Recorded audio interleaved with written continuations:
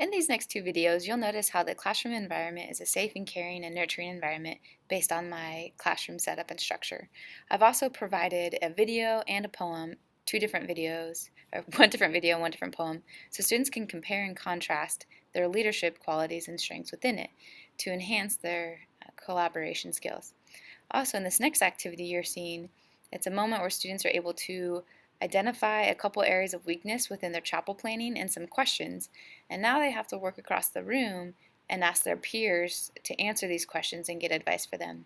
So within these two videos, within my first term, I've really been able to truly focus on creating opportunities for students to engage with each other and seek each other out for questions and answers and not just report to me. It's also providing moments for them to self-reflect on their leadership. This is a leadership class where they're planning chapel and retreats and games and activities. And so within my classroom discussions, they're able to self-identify areas of strengths and areas of weakness. In this next activity, I'm really trying to focus on CSTP 2.2, which is creating a physical or virtual learning environment that promotes student learning, reflection, and encouraging constructive and productive interactions among students. So they're completing a puzzle. All puzzle pieces are scattered in the room at different tables, and there's only 2 puzzles and about 30 students. So they need to work together, problem solve, and put together this puzzle, and then be the first group to claim what the image is. I'm also really trying to focus on CSTP 4.4, which is planning instruction that incorporates appropriate strategies to meet the learning needs of all students. So on the whiteboard behind me I have instructions. I'm also telling instructions and giving examples, and then students are given the chance to stand up and work together. So I was really trying to focus on planning instructions that incorporates appropriate strategies to meet the learning needs of all my students. So I kept my same CSTP goals for this semester, simply because this particular group of students was rather difficult for me to work with and figure out what was working for them. They're quite talkative, quite loud, so getting them up and moving sometimes didn't work to the best of my interest and the best of their interest. So this activity is a whiteboard instruction where they're drawing pictures of a whiteboard. So students right now are drawing pictures and writing words within their leadership and chapel planning. And the reason why this worked so well is it really helped creating and maintaining an effective environment for student learning, because they were just at their table to being creative as opposed to getting up and walking around. So from last semester I realized that my students getting up and walking around wasn't necessarily the most effective since they were a pretty talkative bunch. So I tried to do more creative activities at their table. Again, reflecting on my fall experience where I was really trying to focus on think, pair, share, and scaffolding, and jigsaw puzzles where students were just getting up and talking and working together, I recognized for the spring I needed to control the environment a little bit more because the students became too talkative. So this activity right here is a game where they're actually able to learn about their leadership style, but it's a controlled environment as opposed to fall semester where all my teaching strategies I was trying to give them more space and more creativity. This time I'm giving them creativity but I'm controlling their space. I'm guiding them a little bit more and having clearer expectations. So what you're noticing is a game that they're just identifying their leadership style and how they lead, and now I'm pairing them off from this game. So I'm calling out 2 student leaders to go pair off and identify how did they lead during this game. They made a leadership booklet. What were the differences from how they identified their leadership in the booklet to this game? So this helps within student pairing to give them new classmates to talk to. So I give them the choice where they get to pick partners, I assign them partners, and now this is kind of at random as I'm calling out names. If I don't agree with a pairing, I'll just put one name back and pick a different name.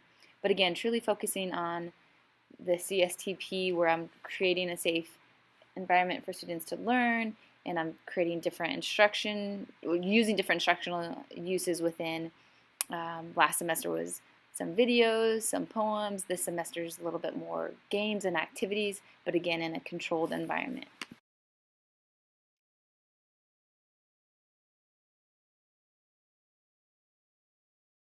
So the last 2 terms I had middle school students, and this term I was given a high school class. So I really wanted to focus on CSTP 1.3, which is connecting subject material in a real and meaningful way for students.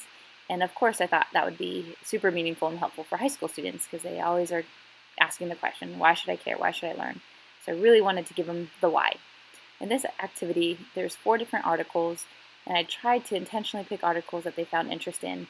So some of the articles had to deal with animals, some with celebrities, some just a scientific article, and I really tried to find the interest of my students and find an article that would relate to them. So in this lesson, we're studying genes and genetic makeup and genetic disorders. And so we just looked across the board within animals and humans and seeing, again, the genetic makeup. So each student is reading an article independently, they're annotating it, and then their article matches with 4 other students in the room, so then they can come together in a small group and discuss the article. So it shows the independent thinking and processing, and then it gives them time to work in pairs and in groups to dive deeper into their understanding. And then from that, we go into a big class discussion. So now we can hear from all 4 articles. So using a jigsaw strategy to help really focus in on my lesson and also give them a creative outlet of the particular article I assigned to them, I tried to assign with the meaning and purpose they would find interest in it. All the while, with the big class sharing, I wanted them to have an opportunity to hear from other students and hear if their article would have been of interest to them to read as well. So again, just trying to break up big concepts, big lessons into smaller ones, into smaller skills for students to understand and learn.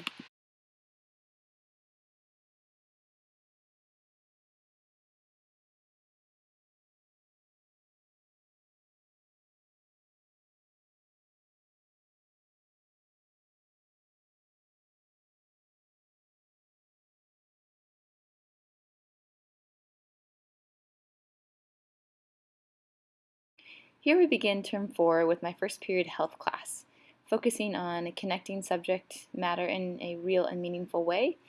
I was trying to think of how to go over vocabulary words that isn't just memorizing or taking a test on them. So I created a matching game where all around the room there are definitions. And at each table, with groups of about 4 students, they had 5 vocabulary words. This is the first day in our first unit, so they don't have any prior knowledge to what's going on. So they're really just trying to use their best educated guess, which is kind of fun for them. It takes off the pressure and stress of knowing exactly what is right and wrong because they know my expectation is you probably don't know quite yet what is right and what is wrong. So students are able to work together with their classmates, with their table mates, and then they get up and walk around the room to find these matching definitions. So each table has the same vocabulary words, so it matches perfectly. So what you'll see is students are up and walking around and talking and trying to understand as a group what makes the most sense for the mental disorder that they've been given and the definition that will match. Later we'll find in the video how so many groups thought they had an equal match, kind of a 5 out of 5 scenario, and then they quickly realized, based off of their assumptions, they were incorrect. They actually only got 1 matching pair out of the 5 that they were given. As students completed the matching game, I passed out a handout that really helped reinforce what I was trying to communicate today. And I made sure to give it to every student so my English language learner students didn't feel isolated, that they were the only ones needing extra help. And this handout had a lot of pictures on it. It had the definitions. It had the comparison of the quote-unquote norm in America and the quote-unquote norm in China. And we talked through the differences and what's normal for us isn't normal for them. What's normal for them isn't normal for us. So we had a great, healthy conversation on this. And we'll actually see a student making a great connection to this activity. Yeah, definitely not lucky. What do you guys do? 7-day celebration. Yep. China color red for the occasion. And there's a Chinese show, the Super Bowl. Yes, yes, that's it. It's Chinese. All right, most of you are done with question number 1. You should be moving on to question number 2. And at the end of question number 2, select one person from your table just to share the findings of question 1 and 2 with the class.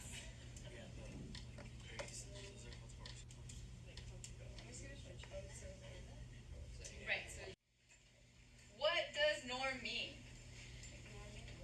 Like the normal, like social norm. What is acceptable? So what we celebrate here in America and what we value as importance and how we normal for us. But as you know, we have students from Korea and China and other cultures where they come in and they're like, this is not normal. This is not how we do things. And so it's a culture shock, and that's why you hear the phrase culture shock. And same for us. At this table, we had a good discussion of if we were to take a trip to China and we were to wear like our sweatpants or like pajama pants, because a lot of us will go out in public, like to Target or grocery stores, just super, super casual. I was told, like, you just don't do that. That doesn't happen in China. Like, that's not a cultural norm. Like, that would not be acceptable. So again, when we're trying to understand a mental disorder, go back to the definition. Hunter, do you mind reading that out loud for me real fast? Mental disorders, abnormal thoughts, feelings, or behaviors that make people uncomfortable with themselves or at odds with others. I had an aha moment. What was your aha moment? Why are you saying, I get it? Like, we think people are different, right? When we see like a mental disorder, they think we're different because we do like stuff differently than they do. Like, they think we're different in our own way, like unique in some way. But they have their own way of like celebrating and doing stuff.